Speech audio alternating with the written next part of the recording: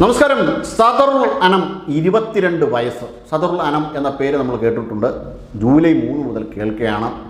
മറ്റൊന്നുമല്ല, സാവരിയ ബസന്ത് എന്ന് പറയുന്ന പെൺകുട്ടിയെ ലവ് ജിഹാദിൻ്റെ പേരിൽ ലാപ്ടോപ്പ് കൊണ്ട് അടിച്ചു കൊന്ന മഹാനായ മനുഷ്യൻ.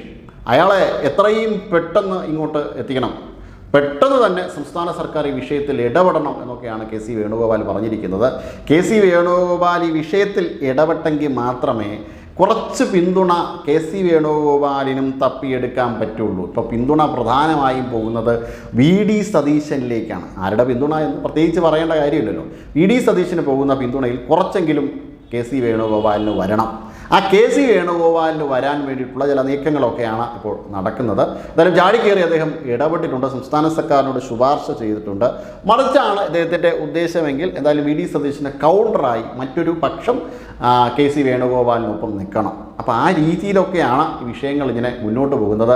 എന്തായാലും ഈ സദറുൽ അനാം ചെയ്ത ധീരമായിട്ടുള്ള പ്രവർത്തനത്തെ നമുക്ക് അഭിനന്ദിക്കാതിരിക്കാൻ വയ്യ. ആ പെൺകുട്ടിയെ ശരീരം ഛിന്ന ഭിന്നമായി പോയി എന്നാണ് പറയുന്നത്. സഹോദരൻ ചെന്ന് കണ്ടപ്പോൾ ആ രീതിയിൽ ക്രൂരമായ ആക്രമണം, ലവ് ജിഹാദ് നടത്തി ഈ പേരും പെരുമയൊക്കെ ഉണ്ടാക്കണമല്ലോ.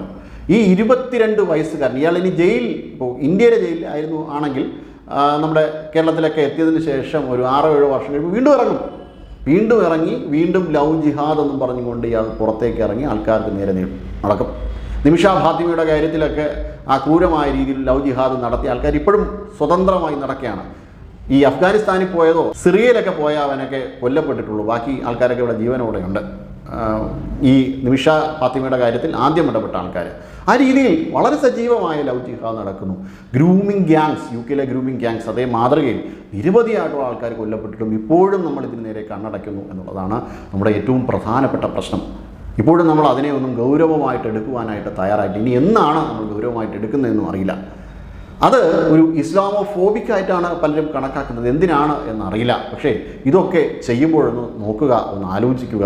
നമ്മളുടെ ഇടയിലും നമ്മുടെയൊക്കെ കുടുംബങ്ങളിലും പെൺകുട്ടികളുണ്ട്. അവർക്കും ഇതേ അവസ്ഥ വരുമ്പോൾ നമ്മളിതൊക്കെ കളഞ്ഞ് കൈ കഴുകണം. അപ്പോൾ നമ്മൾ വീണ്ടും ഇത്തരം കാര്യങ്ങൾ ആവർത്തിക്കപ്പെട്ടുകൊണ്ടേയിരിക്കും. അപ്പോൾ നമുക്ക് തല കുമ്പിടാം, തല കുനിക്കാം.